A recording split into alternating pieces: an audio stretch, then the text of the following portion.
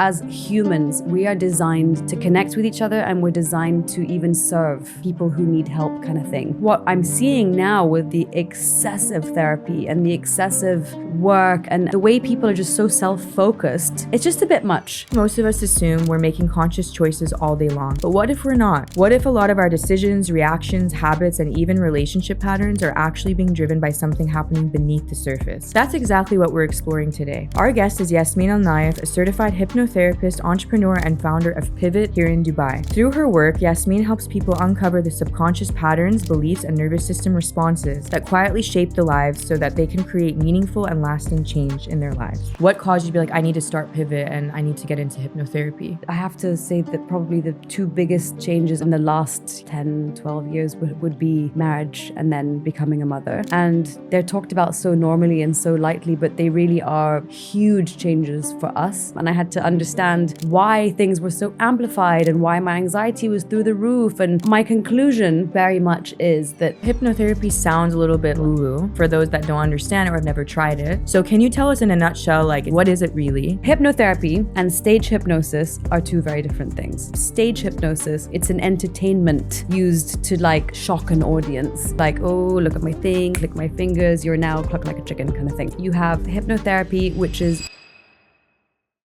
Welcome back to Balanced Not Boring. My name is Judy and I'm the co-host of this platform. And Tamara, my co-host, and I have come together to allow people like you, whether you're a new mom or starting a new career or just navigating life in general, we wanted to make a platform that's really about wellness, but real wellness. So 360 wellness, right? That really means everything from mind, body, and soul. Tamara and I have had our own unique journeys into the health world. So my mother and I started Lorist Organics. This is a clean skincare wellness distribution company. And we thought we wanted to bring products to the market here in the region to help people feel better. Tamara has a similar journey. She has Teal Bakehouse, which is an amazing bakehouse with food that's so good for you, and it helps you feel light, energetic, but also just tastes good. And she has her own share of gut issues that she's had to deal with, just like me in our 20s. And we felt like both of us with our businesses, we have this mindset, her and I, that we want to come together to create a platform, to create a community of like-minded people that just want to keep elevating our lifestyle, keep growing. And how do we do that? We look inward and we talk to credible people. We like to interview healers, certified doctors, certified practitioners, people with real stories to tell. So we hope that you grow with every conversation you listen to. And we would be so grateful if you also can share this with your friends, because we want to reach more and more people. So thank you so much. And we hope you guys love the podcast. Bye. Why do we act the way we do? And have you ever found yourself reacting in a way that doesn't make sense? Maybe you snap at your kids after a long day, even though they haven't done anything wrong. Maybe you keep saying yes when you desperately want to say no. Maybe you've read the books, listened to the podcast, gone to therapy, and you know exactly why you do something, but somehow you keep doing it anyway. I think most of us assume we're making conscious choices all day long. But what if we're not? What if a lot of our decisions, reactions, habits, and even relationship patterns are actually being driven by something happening beneath the surface? That's exactly what we're exploring today. Our guest is Yasmeen Al Naif, a certified hypnotherapist, entrepreneur, and founder of Pivot here in Dubai. Through her work, Yasmeen helps people uncover the subconscious patterns, beliefs, and nervous system responses that quietly shape the lives so that they can create meaningful and lasting change in their lives. Today, we're talking about hypnotherapy, the subconscious mind, why we repeat the same patterns over and over, and why knowing better isn't always enough to do better. Yasmeen, welcome to the pod. Thank you for having me. So lovely seeing you here in person. Yeah. Versus I'm all of your podcasts. I'm used to being in that chair. I so know. This it's going to be different. Yeah, this is reversed around. No pressure. Today. But I know you're going to end up asking me stuff, so it's okay. It's a just fluid natural. thing. It'll happen. Sorry. But Definitely. I love it though. Yeah. So before we get started, we really just want to get into knowing you as a person. So tell us about Yasmeen. Who is Yasmeen? So who am I? Right now, I feel I'm a very dedicated mother and wife. I have worked in such a variety of industries over the last 10 years. I've lived in Dubai for, I would say, almost 18 years. I've moved around between the UK, Dubai, Jordan. And I don't know, with all this experience and whether it be cultural and all the work you do and relationships that you develop over the times, like it shapes who you are. So that's kind of what's made me me. So moving around obviously has shaped your life. Where have you found home feels most like home for you out of all those places? They all feel like home in different ways, but I would say I still call Jordan home. But when I go back to the UK, that really is home. I, have lived there for over 16, 17 years. So they're all home in a very different way. Yeah, it's hard to choose one answer sometimes. Yeah, 'cause exactly. You have chapters. I mean, and Dubai's memories. home. Now I can't, Yes. when I land in Dubai and, when you land in a country and you're like, oh, I'm home. I really, really feel especially like here, is you're like, home. oh my God, relief, Definitely. And professionally, you said you've tried different things. So what have those things been? Yeah, I think, I don't know what I haven't tried at this point, but I started off in media. That was my, actually, that's a lie. I started off in banking. Oh, wow. And then that didn't last very long, but it was a good experience. And then moved into media, which was probably the longest industry I stayed in for about 7 years. And then I kind of went on my own path. It was like, I need to do something on my own.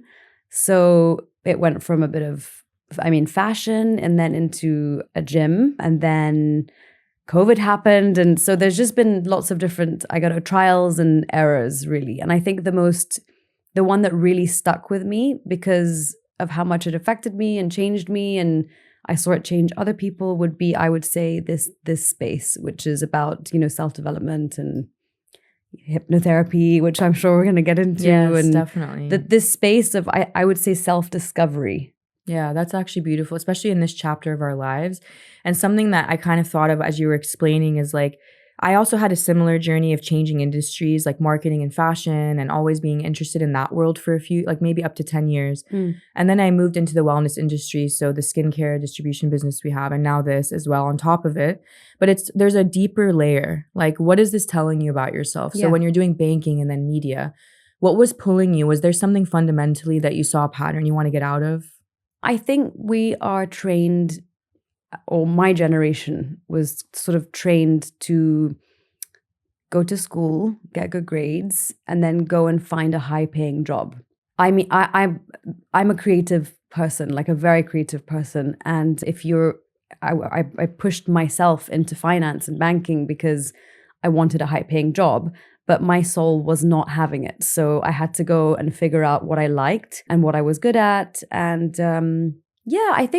I also think it's really tough to tell someone at 17 or 18, choose a job and that's it forever. I mean, I want to experience things firsthand to see if I thrive and if I do well. So it can look like you're changing industries, you're not being consistent, and that can come across a certain way. But I look at it the other way. I'm like, I love that I've trial and tested so many different things to see what works for me. I agree 100%. That's the only way to learn about what moves you. Definitely. And what's your calling. Like, it's cliche to say, right? Like, you hate saying that out loud. Like, I found my calling. But actually, in a way, that's the only thing that will motivate you to keep going. Yeah. Because you feel it. Like, if you're super in tune, you kind of just feel like it's mundane at one point. And okay, let's say you find your calling. That doesn't mean it's going to be the same forever. It means it's that in the moment. That could be a year or 10 years or 5 years. But I just feel like people open yourself up, because the more open you are to opportunities, the more you will be able to,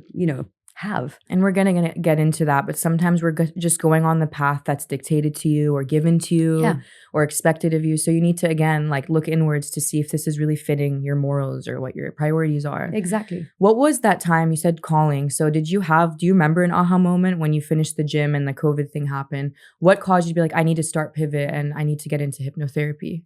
I think I've always been really drawn to any form of journalism and broadcast journalism. So I looked at Pivot as an experience and as a passion project and just something fun.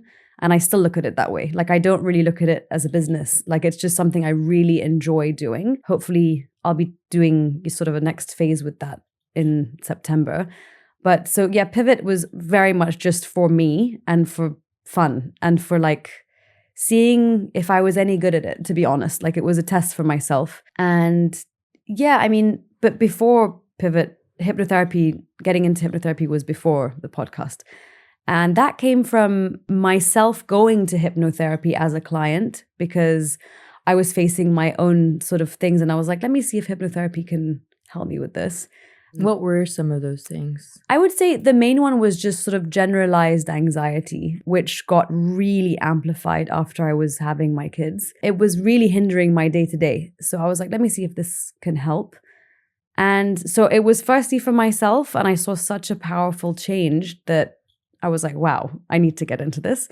But I had also just observed my husband, who had this sort of underlying autoimmune issue since I had met him. And I mean, he was the type that was going and trying everything to address this, like traveling the world to be like, what is going on with me? And he'd be leaving doctors' offices just being like, you're fine, you've got autoimmune, and basically live with it. He's like, I cannot live like this. So I remember suggesting for him to go to hypnotherapy. And I would say about 90% of his symptoms went away, which tells you how the emotions dictate how you feel, incredibly so. So those two, just myself and my husband, were enough for me to be like, this is insane. And I need to get into this. Yes, yeah. That's beautiful, actually. Do you feel like he really healed himself? Or yeah, definitely. It's an ongoing thing, I'm sure. No, definitely. Look, I mean, there might be remnants here and there, but generally, like, I've never seen him, happier and healthier in his health. So addressing the emotions behind anything it just showed me, like, through literal experience and I don't know. And proof there. It was proof, exactly. It's proof that the emotions behind everything are, can really dictate how you physically feel. I think the physical body is kind of a manifestation of what you're really feeling inside. Like there is a connection, 100%. And we're going to get into that for sure. So you talked about pivots, and I know you have the program Pivot. So I want to first learn about the program. What is Pivot exactly? But also the pivots that you went in your own life. Like what have you been through in like those categories of motherhood and marriage? And like these are big life changes. So can you tell us like a few examples? I have to say that probably the two biggest changes I would in the last, 10, 12 years would be marriage and then becoming a mother. And they're talked about so normally and so lightly, but they really are huge changes for us.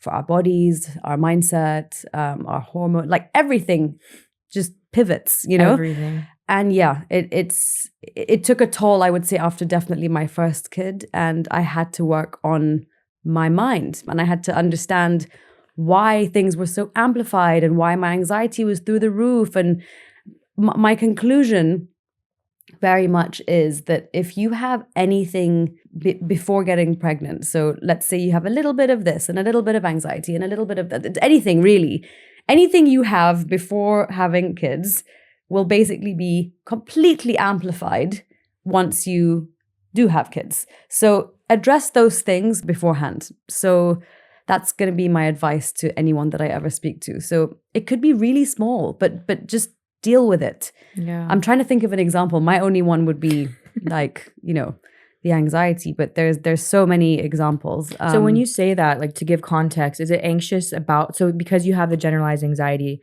within you, is it are you anxious about your kids, like their well-being? Well, yeah, it's like I didn't even realize I had it that bad until much later. You kind of live in this fight or flight, and like you're completely on overdrive, and it ends up leading to some sort of burnout. But yeah, so I started to see how I was behaving and acting, whether it be with my kids or like, let's say a child gets sick, okay? I would truly go into like darkest scenarios. Worst case scenario. And it's just a fever, man. Like it's a fever and a cold. Like what's wrong with you? Yeah. So I'm aware that this is crazy behavior, but I can't control it. Yes. And I'm not sure what to do about this.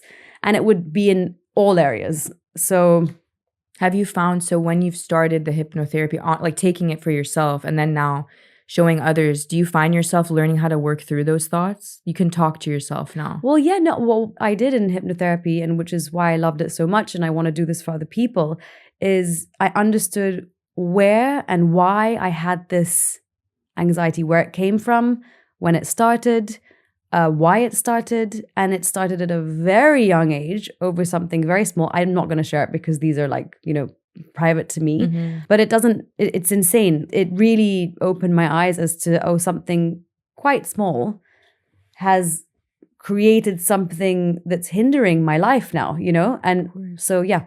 So was that, like, you don't have to explain what it was, but did that happen at a young age? Because typically they always say like between 1 and 8 is really a crucial time, right? Yeah, definitely I would say between 0 and 7, it's extremely spongy and formative. And again, it can be any age. Like you can go back to being 16, you can go back to being 3. I love age regressions. That's what you do in an age regression. You go back to the age where the emotion first started. So that's what I did. And you go back to the age where you first felt that anxiety response to something. And you basically just work through that and heal that on the spot. So hypnotherapy sounds a little bit like, it does sound woo-woo for those that don't understand or have never tried it. Yeah. And I know it is one of the many healing modalities people use to kind of get back to, again, like healing a core wound. And sometimes it might be starting from scratch where you might not even know what that wound is or why you act the way you do, like you were mentioning in the beginning. So can you tell us in a nutshell, like it's the elephant in the room now, like what is it really? And can you walk us through an example? Like there's many types of hypnotherapy, but what would be a typical example you would do with someone? So what is hypnotherapy? It is a type of therapy where you're using hypnosis to put someone in a deeply, deeply relaxed state so you can reach the subconscious mind where emotions and patterns and habits are all stored, but sometimes you're unaware what's stored in there. So you're using the hypnosis to go deeply into the subconscious mind to address things that might be hindering your life. That's okay. So like in a nutshell, that was very well. In a nutshell, I know. I was like, oh, let's make this concise. No, I love that. I was like, wait. I was like, okay, good surprise. But actually, so it's something that like you're not in a hypnotized, like staged, like magical. We state. need to debunk this. Yes, I want you to. I have to do this every single time almost that I have. This is your platform. Yeah. So hypnotherapy and stage hypnosis are two very different things. You have hypnotherapy, which is using my voice to put you in a deeply relaxed state to help you unpack what's in the subconscious mind. That's hypnotherapy. Then you have stage hypnosis, which is where it's an entertainment used to like shock an audience, you know, like, oh, look at my thing, click my fingers, you're now cluck like a chicken kind of thing. Is it real? Yeah, that's real. Oh my God. That's I thought real. it was always an act. And it's like, no, that's real. That's fully real. I've seen it happen. And it's I mean, a very long time ago. Yeah. It's a real thing. That terrifies me. But that has nothing to do with hypnotherapy, and it has nothing to do with anything that you would do in hypnotherapy. But this has scared people to even start, you know? What would you say to someone that's scared of a hypnotherapist kind of getting in their subconscious? And if they're not well-intentioned, putting some weird thoughts in their head? Can that be a thing? Listen, there's weird people everywhere. Yes. There's weird doctors. There's weird nurses. If we're going to think like that, then, you know, definitely don't do it. If you have that thought in any capacity, you're not ready to do something like that. But again, do your research. Find people that are trustworthy. Find people that have been doing this for a very long time. Find people that have references. You know, so you can, in anything, not just in hypnotherapy, you should be doing that for anything. Definitely. But that's not what happens. Like, that's just not what happens. How about, so it sounds like when you're saying it, it's almost like meditation, but I know it's not exactly the same. What's the difference? Meditation is a part of hypnosis in a way, but more of a guided meditation or a guided visualization. I guess you can compare it because you would feel like you're in a meditative state when you're in this process. So as the client, let's say you're the client, you'd be relaxed in a chair lying down and you just feel so relaxed, which is what you feel when you're meditating. Mm-hmm. But it's not the same because this is it's bespoke and personalized to you. And we do 30 minutes. So let's say you're a client, you come in, we'd probably talk for about 30 to 40 minutes. And we're bringing up whatever it is that we want to address in that session, right? So all these feelings about, let's say you have a fear of flying. So we're going to be talking about where that came from. Have you always had it? Tell me more and more and more. I'm trying to get as much from you as possible. And then the last 20 minutes would be the hypnosis. Okay, so at least you get someone comfortable in the room. They're like comfortable and bringing everything that you're feeling to the surface. And then and you're fully aware, to clarify, like you're not fully asleep. You're not in a trance. You're not asleep. You're just very deeply relaxed. Okay. You're conscious, like completely conscious. You'll remember everything. Oh, okay. So that's I think that's something not many people know. Yeah. The media or Hollywood or these stage things, like it definitely ruined it. Yeah, for I know. hypnotherapy. Definitely. Yeah. So how about for every day? I think it's surprising when you think about hypnosis. Like it doesn't have to be in a room as a patient-client situation. It could be also just like when you're scrolling your phone, when you're driving on autopilot. Like autopilot moments. Like, like when you drive home, you're like, oh, how did I just get home? You don't think about where you're going. Exactly. So it's not conscious. Yes. It's a subconscious pattern that's just, it's wiring. It's slipped into the subconscious mind because it's been on repeat so much. So anything that's repeated and repeated and repeated becomes a subconscious thing. Whether we like it or not. I mean, we do have to rely on the subconscious to operate. I don't know what the percentages are, but like I feel like we have more, like our daily things are probably based on a subconscious action more than conscious. Oh, 100%. Yeah. Like 100%. Breathing, obviously.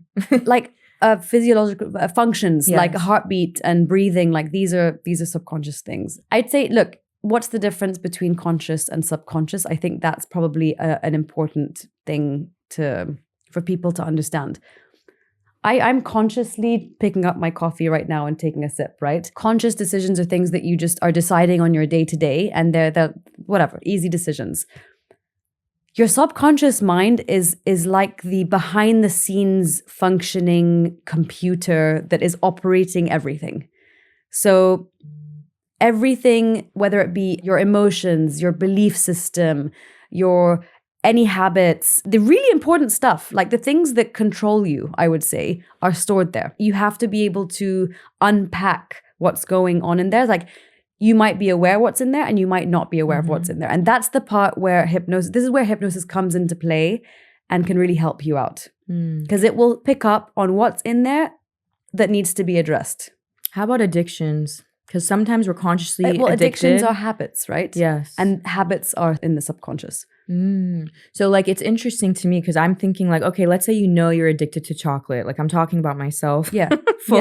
Full disclosure. Every day I have to have my 90% dark chocolate or I feel weird. Like so I'm addicted. So it's a habit. It's not the worst addiction, but it's like. I would just say that's a habit. But I'm conscious of it. But like it's subconscious, my body's pinging me. Okay, it's time. You know what I'm saying? So you're conscious of it. Yeah. You're fully aware of it.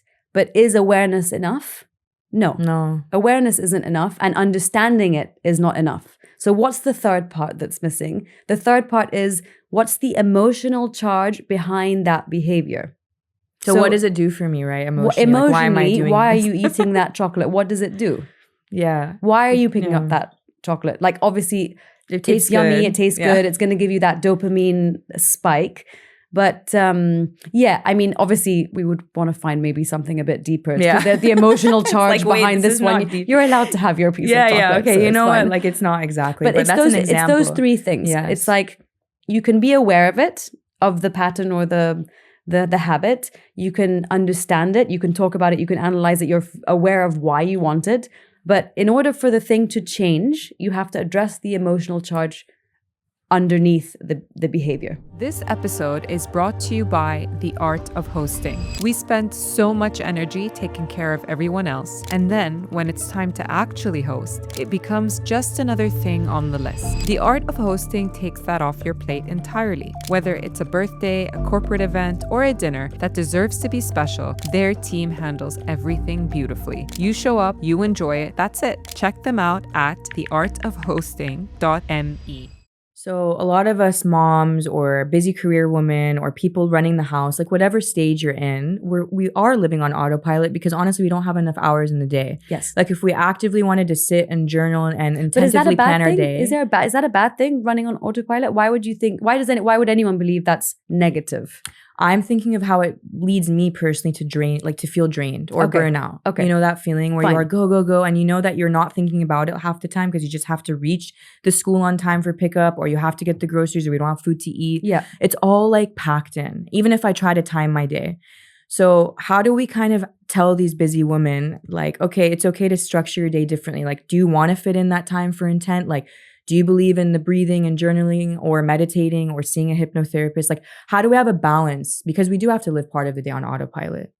Yeah, I think living on autopilot is really not a problem unless the function of autopilot is not serving you.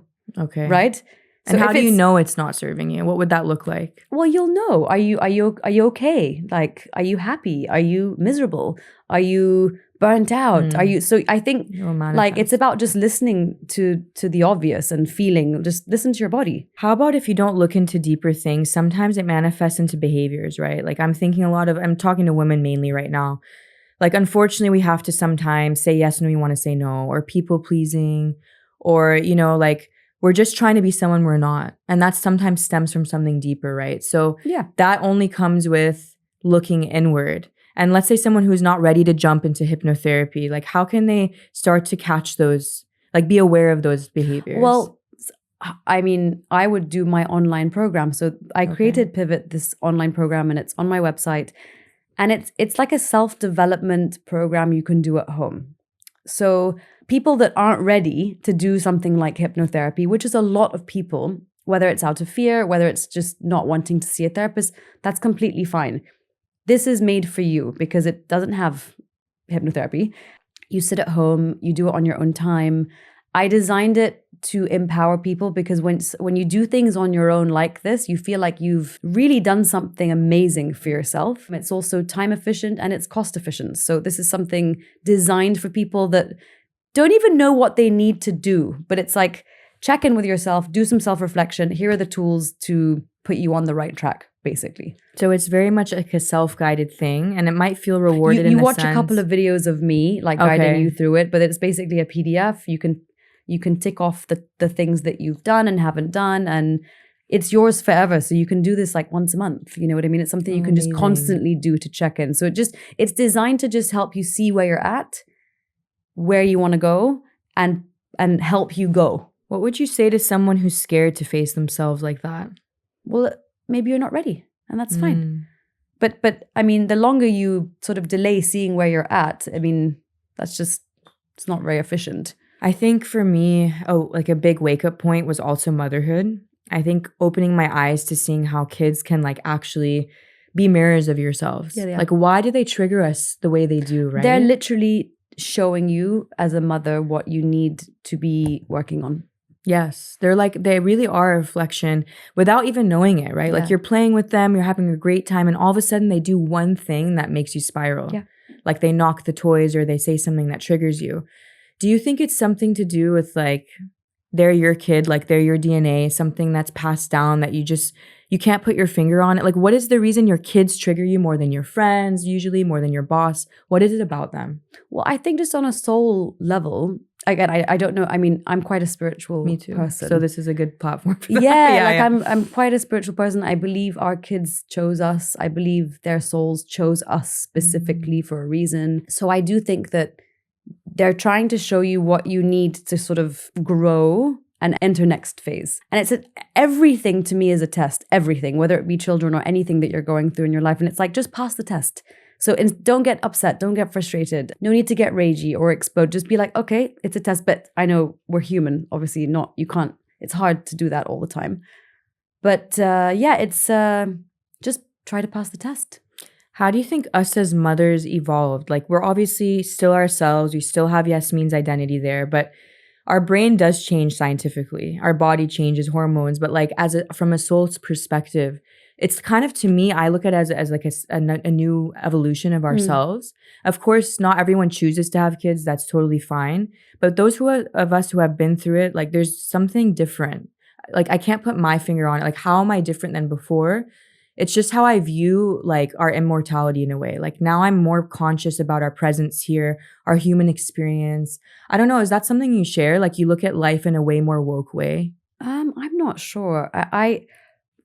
I've never really thought about it that way. Obviously I'm different. Yeah. Physically, mentally, emotionally, obviously. Like, of course we're going to go through that kind of change, but I'm really enjoying sort of who I am at this point, like as a mom and as a daughter, even the way that I look at my parents is completely different because now I'm just like, oh, wow, we appreciate you guys were good parents. Like you were actually really good parents. So yeah, I think it changes you, but just honestly for the best. Why are so many of us moms feeling like we're in survival mode? Like before having kids, maybe not as often, but I see a pattern with my friends and we're always saying like, how are you doing today? It's like, I'm surviving. But it's like we say it as a joke, but we are surviving. Yeah, I mean, your nervous system probably is in survival mode. It's in like fight or flight constantly, and everyone complains like that, they've got hormone problems and this. Yeah, but that's because cortisol has been raging high for probably the last like 10 years if you have a 10-year-old. So yeah, people it's hard work. Yeah. Like there are lots of emotions to handle. There's lots of behaviors to manage for the kids' benefit. Like you want them to grow up and understand and be great people. But I think parents are doing their best, and it's not easy, and it's very emotionally triggering sometimes. So yeah, I mean, there's that. And then there's, everyone wants to have their own business, and everyone's a great social life, and everybody wants to do everything. So that's probably why you're in survival mode too. Like it's trying to do too many things. Like you can't do everything. You can't do everything really, really, really well. Like choose what you want to do well, and then other things need to be second and third priority. Like every day will be a different kind of balance, right? Of balance, not boring. Yeah. Every time we say the word balance, we have to do that. Yeah. But really, like one day you're maybe more doing work stuff. The next day you're more with your kids, and it's okay, right? Like it's a long term. I'm trying to look at it for myself as a marathon rather than like I need to do everything in one day, because now it's not possible. Yeah. And that's when I started finding that I had to look inward, because at one point when I became a new mom, I did have a new business at the time. I had actually 2 businesses, not the one I have now, but 2 others, and being a new mom, all of that at the same time. And it was COVID. I felt like the world was crumbling. Like, and I was used to being kind of this overachiever in college, like being top of the class. I have to do everything perfectly. Yeah. So being a mom for me, my inner wounds that I've kind of uncovered was like that perfectionism came with me, but only until recently with my second, who's a boy, I've started seeing like, you know what? The second also shows you like, it's not that deep. Like it's okay if they fall. You have to let go. Yes. Like I think first child shows you your biggest fears maybe, and then your second one comes along and you're like, I can't be that way, so I have to let the little things go a little bit. So you kind of enter second or even third just a lot more relaxed. Yes. Kind of letting, like just going with the flow more, type B personality-ish. That's coming. me. Yeah. Oh my gosh, I need to take some of that, because I am trying to be like an AB, because I was always an A. Yeah. Like I was so structured. Everything had to be like, if you tried to change my plan in the day, like I would get a little bit like spicy. Yeah. Like, no, I'm not down. You know what I mean? And I felt like it was more, that's probably a deeper thing of like, why does that make me anxious? Yeah. What is it that's like unsafe for you if like you do something different that day? Yeah. Or the control. It's like a control thing. And that's something I'm working through. And so with kids, like just to be super honest here, I find myself trying so hard to not control their every move. So now we're going to go into the mind-body connection. We did mention it in the beginning. I think it's super important because, as you just kind of alluded to, when we're thinking about something, your body reacts subconsciously a lot of the time. So the body remembers what the mind forgets. And you've spoken about this connection, and you've had obviously a lot of patients come in, and there's the connection between emotional and physical. What exactly do you mean by that? And what examples have you witnessed in their kind of change through your work? Emotions are everything. They are stored in the subconscious mind, as we've said. And emotions to me really are, over time, if they're not processed properly by yourself, can manifest themselves into physical like issues, so whether it be sickness or disease, they're not nice things. So if you don't address the emotions properly and process the emotions properly, it can look like hives, it can look like rashes, it can look like pain, it can look like back pain, knee pain. And those you address, people would address them through like a pain relief or a medication, but then you're still not addressing the root of it, which is always going to be emotional. And no one really believes this enough. If you've got something chronic as well, that's your body trying to show you something very strongly. And someone might just say, oh yeah, autoimmune, or this is chronic and I just can't get rid of it. And I've been dealing with this for so long. And yeah, it's my migraines and things like this. It's like, yeah, okay, but that's your body trying to show you something emotional. And then, people go back and forth. They're like, no, it's hormonally induced, or it's this. Is like, yes, I agree with you. Totally agree with you. It's affected your hormones can trigger these things, but the underlying root is emotional. Yeah.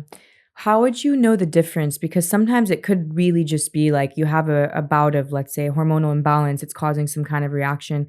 But like, how do you know that it could be stemming deeper? Is there a way for someone to know right off the bat without having to see 100 different conventional doctors? Or is it that they have to discover for themselves? How does that process look like? It's just so different for everyone, because everyone like for me, I've always been a bit out there with how I address things. So it's, energetic, or I've never seen like a conventional therapist, let's say. I've seen more quantum healers Reiki. And hypnotherapists and Reiki, and so that's kind of the way that I go. But if you're not inclined to do that, you would go the other way. But I think the message here is just, you do you and what makes you comfortable, always. And what's right for me might not be right for you. So no judgment at all. It's just keep in the back of your mind that it's usually something emotional that isn't being addressed, and try to address it. Yeah. So kind of opening up your mind to being like, I guess, open to new modalities. Like, I guess if you're going to the conventional route, which obviously saves lives, it could be very useful.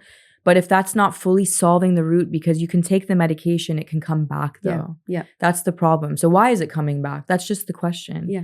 And doing that work in the background is how you can get to the answer sometimes. Yes. What did you tell your family? I'm curious, like, because you were saying that it's not everyone's cup of tea to think of energy healing or other modalities that way. What did your family say when you were like, you know what, guys, I'm going to do a hypnotherapy certification? Were they open to it, or they're like, what are you doing? Oh, at this point, I don't think anything surprises anyone with me. They're just like, okay, off you Another go. one of those. Yeah, exactly. But why is it so taboo? And especially Arab culture, like you and I, why do we feel that here? Hypnotherapy is a bit taboo everywhere, to be honest. But I think in Arab culture, from what I've witnessed, they seem to have understood this as like some sort of magic. And it's like, no, this is, no, it's really like, guys, please, it's not. Like, it really is just going into a relaxed state and rewiring through the voice, So just, it's been taken completely out of context, and this, and also these, stage hypnosis people have ruined it, like, because that looks scary. It does. It looks scary. really, like, really I will scary. not do that. No. I will not be raising my hand at a circus. Me neither. Or whatever. It's not good vibes for sure. No, I think it's a matter of also like, our culture, I think growing up, like you and I have similar backgrounds, like westernized, but have Arab roots, obviously. I think a lot of it is kind of taken what the previous generations hand down. Mm-hmm. So by the book, okay, you grow up, you don't think too much about your feelings. Let's not have time for that. Let's not dwell on it. It's a lot of like, fine, like survival mode. Like our previous generations did live through so many wars and so many immigrations and starting over their lives and all of that. So I've said this on previous episodes, they don't have the time that we do to, like, thankfully now we look in words and do all these modalities and like sit with people and talk like this. But our grandparents and great-grandparents didn't have those tools. No. So maybe it's just something scary for them to look into something new. I think just, you said something there where our grandparents and even parents' generation were not into this wellness culture. I think what we're in right now is a bit overdone as well. It's a bit obsessive, and it's a bit self-absorbed even. I think as humans, we are designed to connect with each other, and we're designed to even serve the community and serve people who need help, kind of thing. And I think what I'm seeing now with the excessive therapy and the excessive work and the way people are just so self-focused, it's just a bit much. So I feel like, and I'm in this, like I do this for a living. I think everyone needs to take a little bit of a step back and work on what needs to be worked on, and then go and live. Like, stop the work. Like, go and live. Go and put it into practice. Go and see how you really feel. Go and see if you've actually learned anything from that experience. Does that make sense? That's actually beautiful what you said, because I've come to that realization recently. I was in this phase of like learning all these modalities. I'm so curious, and I still love that side. Don't get me wrong, I'm still so curious. Totally. Yeah, I'm a curious cat. You have to be. Like, that's how you really grow, and like, we're here for a reason to keep learning. Yeah. We can't just, like, again, be stagnant. Definitely. But I think there's a fine line of obsessive and kind of like a healthy interest. Yeah. And when you're obsessive and you become isolated because you're always doing the work, you're always in therapy. That's what I'm saying. It's an isolating experience because, and look, I do believe in some cases, fine, you need to kind of have some alone time for a few weeks and really figure out and work on yourself. So that's great.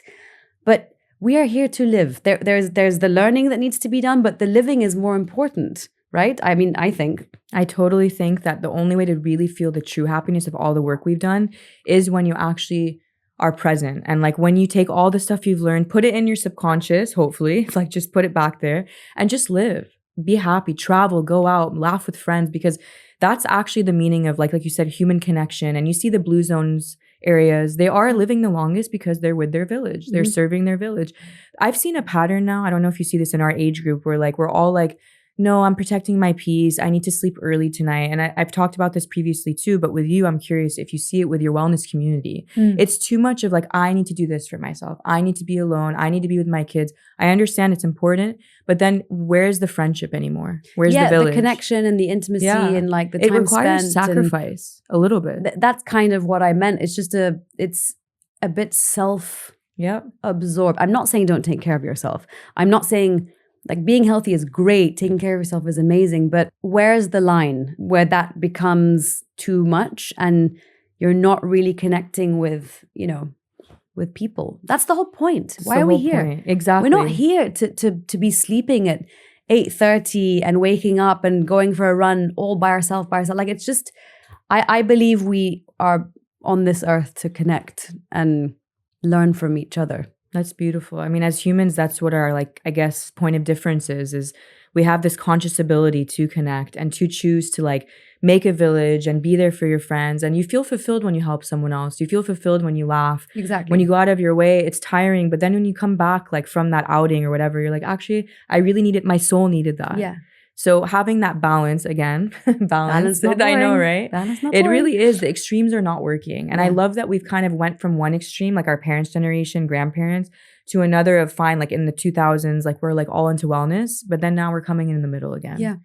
So what's one thing you want to leave our listeners with who are scared to start hypnotherapy, or they might be on the other side very curious after this conversation? What's one thing they can do today to start their journey?